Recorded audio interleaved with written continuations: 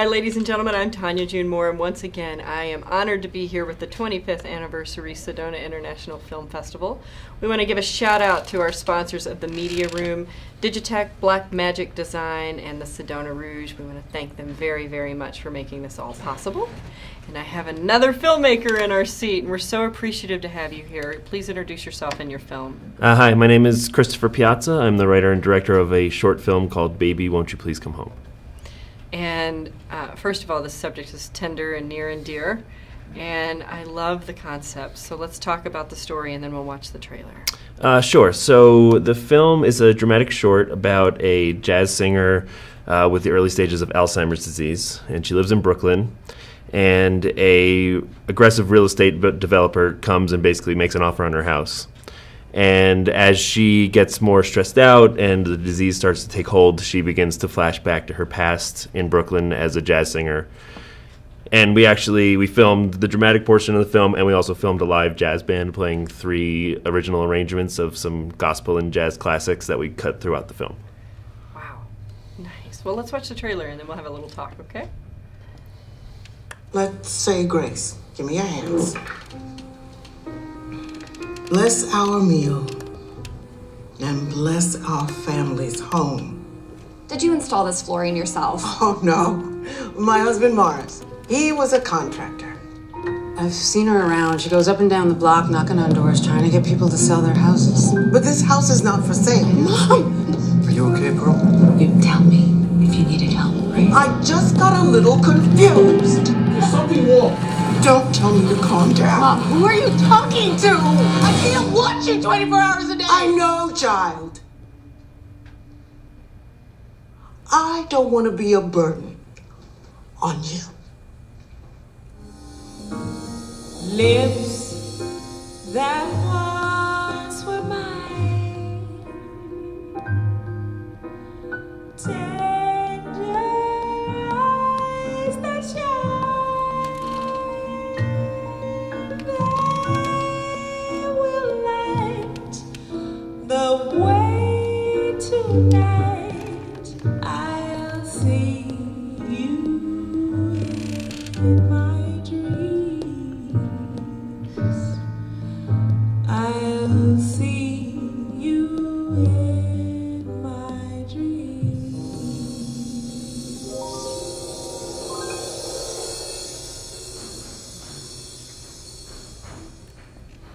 Beautiful music. Thank you. How did you cast the musicians for this one? So when I was writing the script, I had an idea for the character's backstory that she would be a jazz musician. And actually, in my day job, I film a lot of live music, and I know a lot of musicians. And I decided to make that a part of the film, so I contacted Andy Goustakis, who plays saxophone in the film, and arranged all the music. And I said, I'm thinking about doing a film where we play some live jazz. And he loved the idea, and I asked him if he knew any singers who resembled my lead actress as an older woman, Michelle Hurst, as a younger woman. And he suggested Jesmia Horn, who is amazing in the movie. And then about a week after we filmed with her, she got a Grammy nomination for Best Jazz Album. Wow. So she was amazing. The whole band were some of the best jazz musicians in New York, and they just all were interested in being part of a film because that's not normally what they do. And they all learned the music the day that we filmed their scenes. We would call that kismet here in Sedona. It sure worked out. Yeah. And it looks like it's beautifully shot, and it tells a really gorgeous story. Why this story? So Alzheimer's disease runs in my family. I've had it. It's affected both my grandparents on my mother's side, and my uncle also on my mother's side, and he was much more recent. So it's something that I've dealt with, and I know a lot of other people have dealt with it, and it's not something that people like to talk about because it's so brutal to deal with. And I feel like I had seen a lot of films that were told from the caretaker's point of view, and this one is actually told from the woman who's suffering's point of view. So we kind of see her mindset, how she is slipping back and forth in time, and just the stress that it puts on her to, be in a wonderful memory and then suddenly be back in the present and back and forth. And you had, obviously your lead is very strong. When you were casting her, I mean, did you just see it right away? Like, you knew that she was the one? I actually wrote the role for her. She was in the first season of Orange is the New Black, Michelle Hurst, and she was in a lot of other things too. And what I loved about her in Orange is the New Black is her character could be very sweet and also very intimidating. And that's at least my personal experience with people with Alzheimer's disease. It can be very much the same way, where they're in like a good mindset, then all of a sudden something sets them off. And I thought she would be amazing in this role, so I sent the script to her agent, and I was very lucky that she was very interested in doing it. And so it worked out. It was basically her and her daughter, who's played by Melanie Nicholls-King, were my first choices for these roles, and they both. It's always great when you have a casting work right out. And it sounds like this whole movie was very fortuitous. Yeah, it sure was. Yeah. Yeah. And so when it was all said and done, and you looked at the final cut the first time, how'd you feel?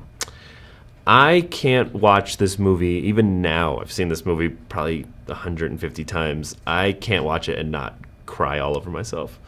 It is very, very emotional, and the performances are so raw and real that I was very, very proud of it when I first saw it, and I think it speaks to the film that I watched it yesterday at its screening at 7 o'clock, and I was a mess. Yeah. How was the audience? The audience was super appreciative. It was completely full, which is great, and people asked a lot of really interesting and heartfelt questions. And something I've noticed, this is the 7th festival we've been in with this film, and we have at least 1 or 2 people come up to us after every screening and quietly say, "This is exactly what my family went through," which is challenging but also rewarding. And validating. Yeah. Validating that you got the story right. Yeah. Yeah. And that's important. Yeah. That's so important. So how's it being here at the 25th anniversary of the Sedona International Film Festival? It's wonderful. We've been treated very, very well. We flew in from New York City yesterday and drove here from Phoenix and had our screening. So we were a little all over the place yesterday, but this morning we had a chance to drive around and check out the scenery, which was amazing. And we're really looking forward to some more screenings tonight and the party tonight. And I mean, so far it's been wonderful. Well, we'd love to have you back. We love all of our filmmakers being alumni. Is there a website that people can go to?